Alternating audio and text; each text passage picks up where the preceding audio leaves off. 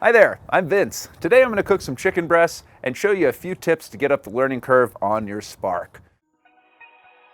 We're going to cover igniting your grill, connecting your wrap, connecting your food probes, setting your temperature, and tips on cooking with cast iron grates.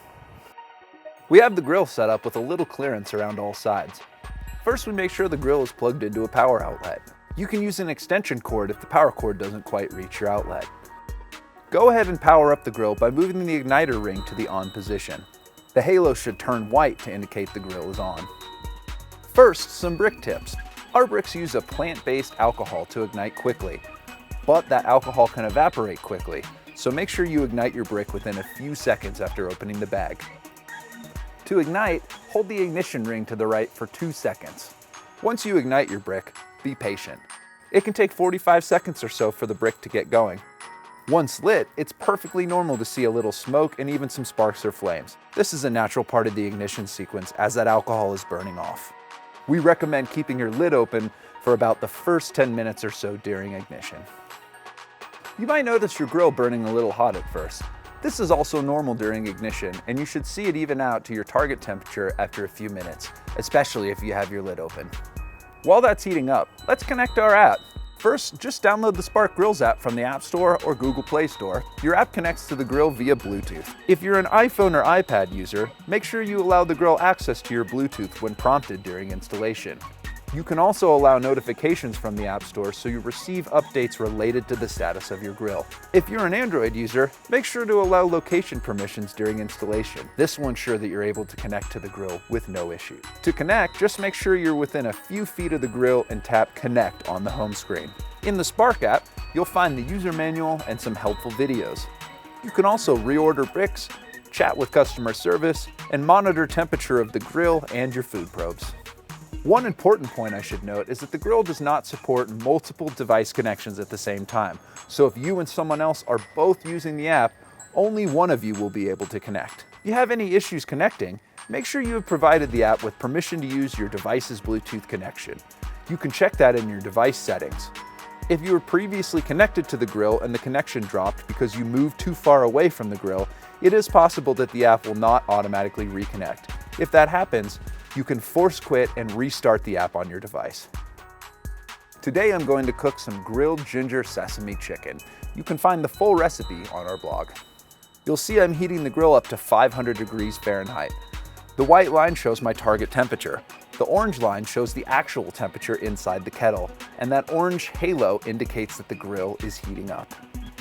I've marinated my chicken overnight. If you're short on time, even marinating for 30 minutes works just fine. This marinade is soy sauce, garlic, ginger root, scallions, sesame oil, pepper, and vinegar. When my grill is ready, you'll see the halo turn from orange to white. If your app is connected, you'll receive a push notification letting you know that you're at your target temp. Now that the grill is ready, and since we're cooking chicken, I'm going to use my temperature probes too. Using temperature probes allows me to cook my meat to the precise temperature that I want. To connect your probes, you'll just connect the end to your grill kettle beneath the side table and make sure that it is pushed in all the way and connected fully.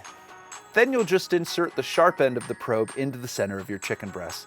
To get the most accurate reading, make sure the probe doesn't touch the grill grates or the inside of the lid. In the app under Cook, you'll see options for Probe 1 and Probe 2. There you can set a target temperature. For chicken, we recommend 165 degrees Fahrenheit. Now the app will also notify me when my chicken is done. Now I'm ready to throw my chicken on. Your Spark has cast iron grates, which sear and hold heat better, but also need proper care and technique. We get a lot of questions about how to prevent food from sticking on your grates. A few tricks here. First, I like to oil my grates every few cooks. You can see more about that in the seasoning video. Also, make sure to take your chicken out of the fridge 1 to 2 hours before grilling. Really cold meat is more likely to stick, so this helps bring it closer to room temperature.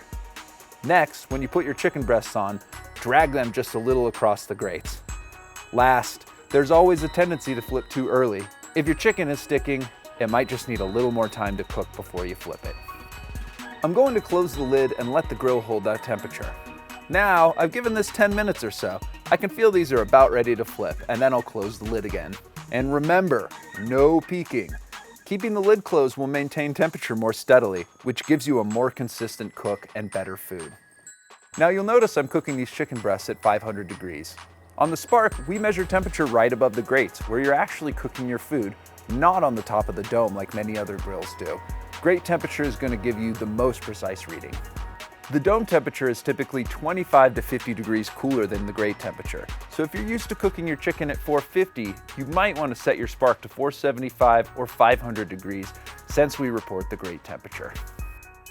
And now my chicken is at 165, and these look great, so I'm just going to go ahead and pull them off now.